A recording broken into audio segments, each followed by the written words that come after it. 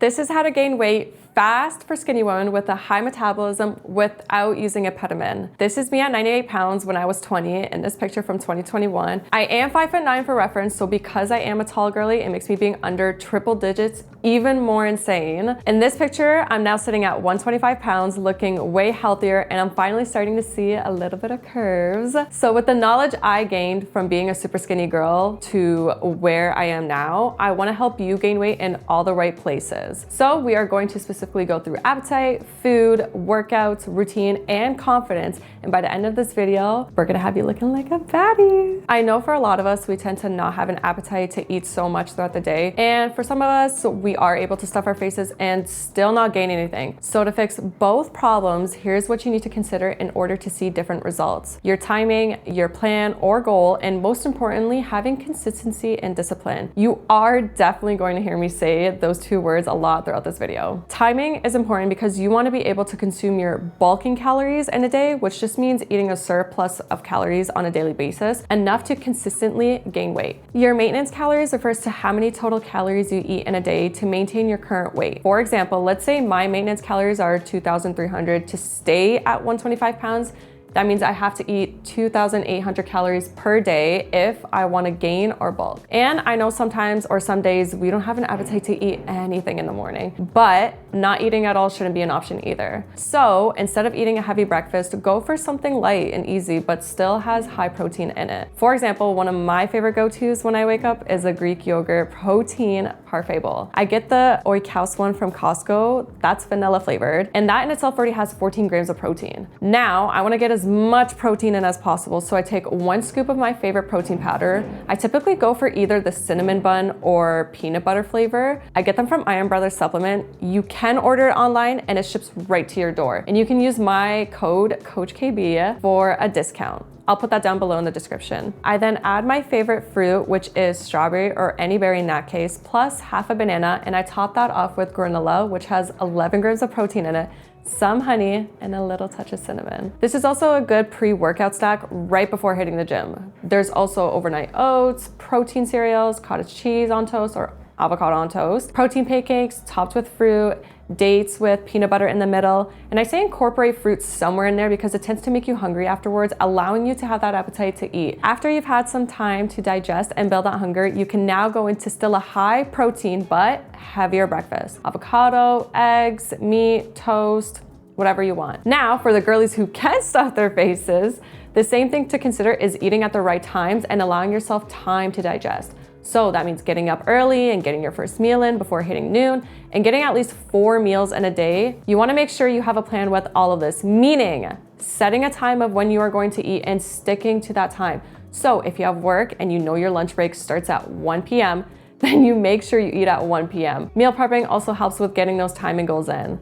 From my experience, when I go throughout the day not eating, and when I do feel hungry and ready to eat, I actually end up eating less than what I know I'm capable of. But when I do find myself eating throughout the day and it's time to have dinner or my biggest meal of the day, I can eat so much like I've been starving for days. I've tested that out so many times and I've learned what works best for me. Which now brings me to my second point, which is food. This is probably the most important point as a skinny girl trying to gain weight. This is where we all struggle the most, me included. I used to never track my food or think I'm eating the right amount of calories needed to even maintain it. I would tell myself like, oh, I'll just eat as much as I can in a day, but it didn't even matter because I can eat and eat and eat and still get nowhere near my goal or what's really needed. Like, am I hitting my protein goal for the day, my fats, my carbs, and kept complaining why I was sitting at the same weight for so long. Also choosing some days to eat healthier than other days or eating so much this day and not eating enough the other day, causing a lot of inconsistency with my body. And trust me, I am not the biggest fan of tracking. But if I want to really reach my goal of being 135 pounds, then tracking has to become a priority for me. So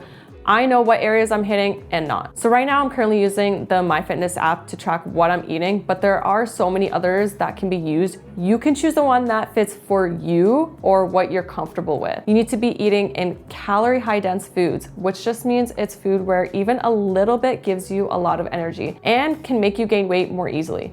Think chips, chocolate, fast food, nuts, butter, small portions, lots of calories. Now there's obviously healthier choices with high calorie dense foods such as nuts, peanut butter, seeds, Greek yogurt, cottage cheese, olive oil, fatty fish like salmon, which is also high in omega-3, for a sweet tooth, dark chocolate. Some of my go-to meals have been shrimp tacos, chicken fajitas, chicken rice and veggies, ground beef rice and veggies, pasta stuffed shells with cottage cheese layered with ground beef, steak with mashed potatoes and veggies. Everything is there with a balance into what I need in order to reach my goal. I do take supplements as well other than protein powders such as creatine. And creatine is a natural substance we all produce. Basically what creatine is, it's a fuel for your muscles. It helps you lift heavier, do more reps, and build muscle faster. It's like giving your muscles a small power boost. Creatine does make your muscles thirsty, so if you don't drink enough water, the rest of your body might feel kind of dried out. So people drink more water to keep everything balanced and avoid cramps and headaches. Okay, beautiful girls, now let's talk about workouts, because if you're trying to gain weight in the right places as a naturally skinny girl, this part is so important. And don't worry, I'm gonna keep it simple, cute, and beginner friendly so you can build that confidence before we get into the heavier, more complex movements later. So right now, we're focusing on foundational glute exercises. These are going to prep your body, build that mind to muscle connection, and set you up for the big lifts. You don't need to do 20 different things, you just need to do the right things. Let's start with my holy grail, hip thrust. If I could only pick one exercise for glute growth, this would be it. Start light, focus on that slow squeeze at the top, and don't rush the reps. Trust me, form is everything here. Next up, we have Romanian deadlifts, aka RDLs. These teach you how to hinge properly, which is going to help so much later when you're lifting heavier. Keep your back flat, push your hips back, and feel that stretch in your hamstrings. When you feel that, ooh, there it is moment, you're doing it right. Then we've got Bulgarian split squats, and I know, these are humbling, but they build insane stability and unilateral strength, which helps you stay balanced once you're doing things like heavy barbell squats. Take your time with these. Wobbling is normal. Trust me, I fall off balance sometimes. Speaking of squats, we'll also do barbell back squats, but we're keeping the weight super light here. Your goal at this stage isn't to go heavy, it's to learn your form, learn your depth, and learn how to brace your core so you don't get injured. And to finish things off, we're adding some glute abductions, cable kickbacks, and adductions. Just one of these each workout, depending on what you enjoy. These are great for nailing that mind to muscle connection and rounding out your glutes from every angle. Now, here's how to structure your workout so you're not overwhelmed. Pick 4 to 5 exercises total. That's it. You do not need 12 different machines. Your workout might look like hip thrusts, RDLs, Bulgarians, and abductions, or squats, RDLs, kickbacks, and adductors. Super simple. For sets and reps, stick with 4 sets per exercise and slightly higher reps. Think 12 to 15 until your form feels solid. Your first set is your warm-up set, so don't go heavy.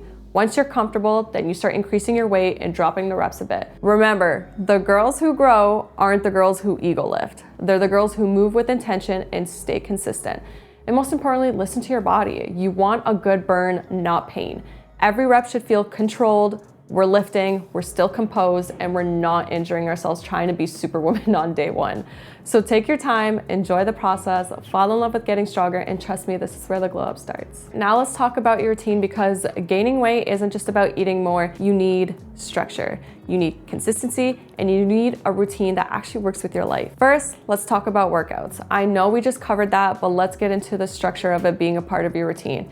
If you're a skinny woman trying to put on healthy weight, your focus should be strength training, not endless cardio. Aim for 3 to 4 days a week and keep your sessions around 45 minutes to an hour max. You don't need to live in the gym. You just need to stimulate your muscles enough to grow. Here's a simple weekly split you can follow. Day 1, lower body, glutes, hamstrings, quads. Day 2, upper body, back, shoulders, arms. Day 3, you take a rest or a light movement. Day 4, lower body again, heavier focus on the glutes. Day 5, optional upper body or full body. If you're really busy or have long job hours, even 3 solid days is enough. Just keep your intensity up and focus on progressive overload, which basically means lifting a little heavier over time. Now, let's talk about timing your workouts. There's no perfect hour to train, but there are smarter choices depending on your schedule. If you work early mornings or a 9 to 5, try hitting the gym right after work. or even mid-morning on your days off when the gym is quieter and you can focus. If you're working late shifts, a late morning or early afternoon workout might fit better. The key is choosing a time you can stick to consistently. And super important, don't go to the gym on a completely empty stomach, but also don't eat a huge heavy meal right before training.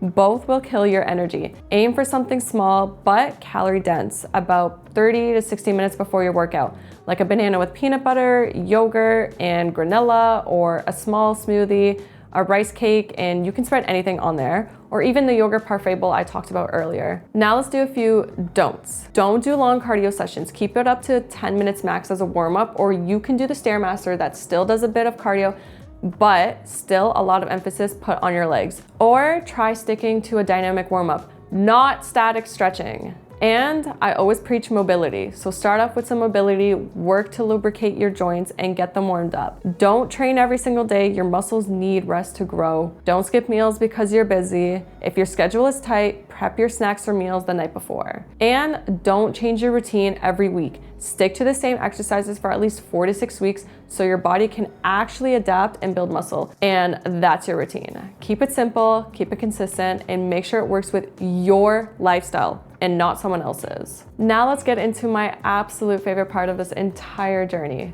confidence. Because honestly, this is the part that changes everything, not just your body, but your mind, your emotional state, your energy, all of it. When you start taking care of yourself, the physical results follow, but the biggest glow up always happens inside first. And I say this from personal experience. Growing up, I was definitely bullied for being really skinny. I got called every name you can think of. And being tall on top of that didn't help either. I was athletic, I played every sport, and eventually I stuck with varsity volleyball in college. So yes, I was familiar with the gym, but I wasn't disciplined with it. I tried to be consistent and would last maybe 3 months. Then I'd fall off. Something would happen, life would get in the way, and I'd lose all the motivation.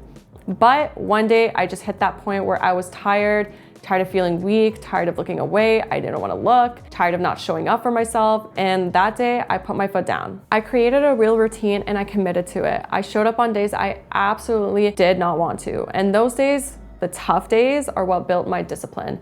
They built my consistency, and let me tell you, every single one of those days counted. Because once I started seeing even the smallest bit of progress, a little muscle, a little curve, a little strength, my confidence started growing more and more.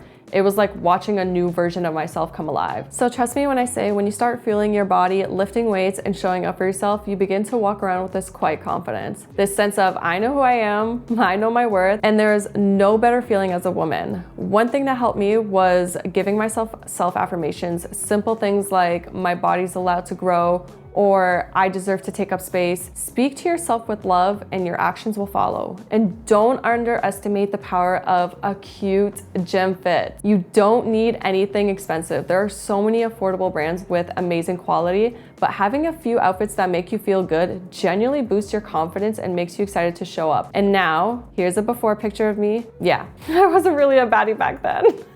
And here's how I look and walk now, and I know who I am, and I feel powerful wherever I go. That's what confidence does. It transforms you before the gains even show up. If you found this video valuable, make sure to give it a like and subscribe for more fitness and health related content, specifically for us skinny girls. Stay consistent, stay confident, and I'll see you in the next one.